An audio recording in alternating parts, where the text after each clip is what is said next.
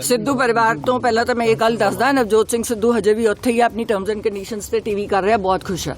Madam Navjot Kaur ਜਿੱਦਣ cancer free declare ਹੋਗੀ, ਉਹ ਕੈਂਸਰ ਕੇਅਰ ਕੈਂਪਸ ਲਾਏ। ਮੈਨੂੰ 2-2.5 ਸਾਲ ਹੋ ਗਏ ਜਦੋਂ ਡਾਕਟਰ ਨੇ ਕਹਿਤਾ you can move around, and ਮੈਂ ਆਪਣਾ ਟ੍ਰੀਟਮੈਂਟ ਪਹਿਲਾਂ ਕਰਾਉਣਾ ਸੀਗਾ, ਕੀਮੋ ਫਿਨਿਸ਼ ਕਰਾ ਲਈ, ਡਾਕਟਰ ਤੋਂ ਕਲੀਨ ਚਿੱਟ ਲੈ ਲਈ।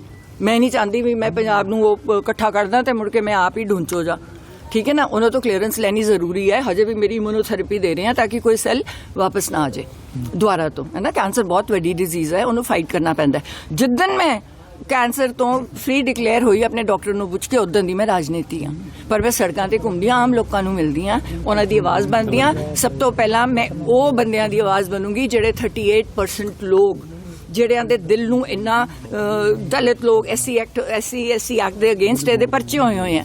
क्यों बचा रहे हैं भगवंत मान बसां ਦੀਆਂ ਬੋਡੀਆਂ ਵਾਲੇ ਕੇਸ ਚ ਕਿਉਂ ਬਚਾ ਰਿਹਾ?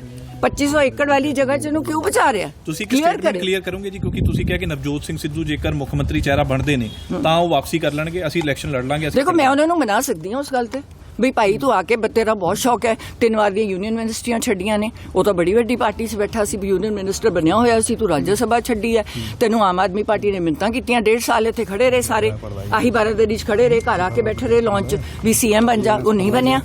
ਉਹਨੂੰ ਸੀਐਮ ਬਣਨ ਦਾ ਸ਼ੌਕ ਨਹੀਂ ਹੈ, ਉਹਨੂੰ ਸੀਐਮ ਤਾਂ ਬਣਨ ਦਾ ਸ਼ੌਕ ਹੈ ਵੀ ਕੋਈ ਉਹਦੇ ਵਿੱਚ 20 ਬੰਦੇ ਚੰਗੇ ਉਹਦੇ ਨਾਲ ਭੇਜੇ ਜਿਹੜੀ ਪੰਜਾਬ ਦੀ ਗੱਲ ਕਰਨ।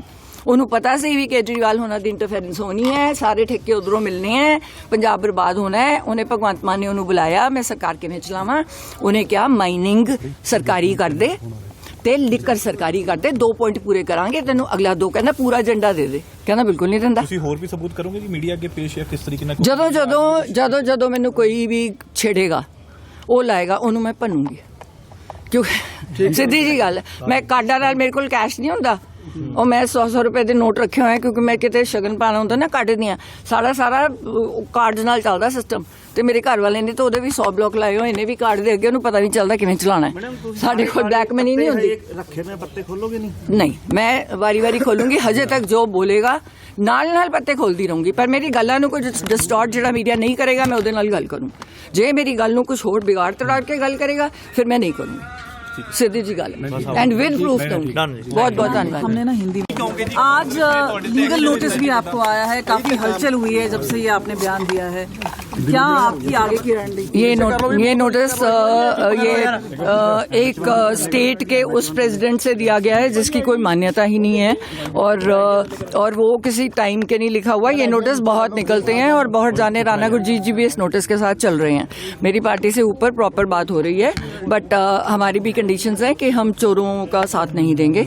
अगर हम सरकार बनाना चाहते हैं तो आपको भी थोड़े से ये लोग हैं जो ऑलरेडी सारा 4-5 बंदे हैं जो कांग्रेस पार्टी को बिल्कुल तबाह कर रहे हैं, अगर आप उनको साइड करने के लिए तैयार हैं तो फिर हम उसके बाद सोचेंगे। अभी फिलहाल सुखजिंदर रंधावा जी को जवाब देना है, क्योंकि वहाँ पे भी मेरी बात कोई और थी। प्रेस को मैं इसीलिए नहीं एड्रेस करती क्योंकि कहीं सिर्फ मैंने आम आदमी पार्टी को अटैक किया था, जो शिवालिक रेंज के आसपास वाली वो है। लॉ एंड ऑर्डर जो बहुत बिगड़ा हुआ है पंजाब का, 4 पॉइंट्स लेके गई थी, पंजाब यूनिवर्सिटी वाला मेरा सॉल्व हो गया। और चौथा था मेरा गुरु तेग बहादुर जी के नाम पे आप दिल्ली का रेलवे स्टेशन कर दो। तो वो साइड वाली बात को इतना प्रोमिनेंट कर दिया, जबकि साफ कहा था मैंने, हमसे कभी किसी ने पैसे नहीं मांगे, पर हमने सुना है कहते आप सीएम, क्वेश्चन क्या था कि आपको सारा पंजाब चाह रहा है, आप सीएम क्यों नहीं बन रहे? हमने कहा सीएम बनने के लिए 500 करोड़ रुपए चाहिए, हमारे पास वो 500 करोड़ नहीं है, क्योंकि हम 5000 करोड़ इकट्ठा नहीं करते। आप सिद्धू जी की ईडी करा लो, इनकम टैक्स करा लो, आपने किया ही हुआ है। हम तो ओपन है, हम कार्ड से, हमारे पास ब्लैक मनी तो है नहीं, वो वहाँ से लेके आते ना, हमने पंजाब में कोई प्रॉपर्टीज ली हैं। तकलीफ इनको ये हुई कि जो शिवालिक रेंज के में आ रहे हैं, वहाँ पे ये सारे वीवीआईपी लोग हैं जो आज इकट्ठे होके इस मुद्दे को से बहकना चाह रहे हैं। इन्होंने 10-10 हजार एकड़ से लेके 5-5 हजार एकड़ तक ये जमीनें दब ली, और अब ये कह रहे हैं कि भगवंत मान रहा है कि इनको लीगलाइज कर दो, रजिस्ट्री कर दो। एक्सक्यूज मी, गवर्नमेंट लैंड यहाँ पे बहुत है, मैं अपने गरीब लोगों को क्यों नहीं दे रही? और मैंने 1.25 लाख एकड़ अपनी गुज्जर भूमि मांगी है। आप कहते हो रोज मर रहे हैं, आप कुत्तों भगा रहे हो, सुप्रीम कोर्ट ने ऑर्डर किया है। मेरी 1.25 लाख एकड़ भूमि दे दो, मैं गायें और कुत्ते खुद ले जाती हूँ। मैं कह रही हूँ क्योंकि जो बंदे रास्ते में लगे हुए थे उन्होंने मैं चाह रही थी कि राहुल गांधी यहाँ आके इस मुद्दों को खुल के उठाएं और वो हीरो बने। उनके जो भी उनके आसपास थे उन्होंने उनको मिसगाइड करके मेरा थोड़ा डिले कर दिया। तो तब मेरा टाइम गवर्नर साहब को आ गया, तो तब मैं गवर्नर साहब के पास गई जहां मैं चाह रही थी राहुल जी ये प्रेजेंटेशन दें, क्योंकि पंजाब के लिए एक जीत का मुद्दा है। क्योंकि उस प्रॉपर्टी पे जो शिवालिक रेंज की प्रॉपर्टी है जो चंद बंदों ने रखी हुई है, वो आप सारों का टैक्स पेयर मनी है। उस पे 80,000 करोड़ का निवेश मेरे हाथ में है जो इको फ्रेंडली उसमें है, और वहां पे वो रजिस्ट्री कर ही नहीं सकता।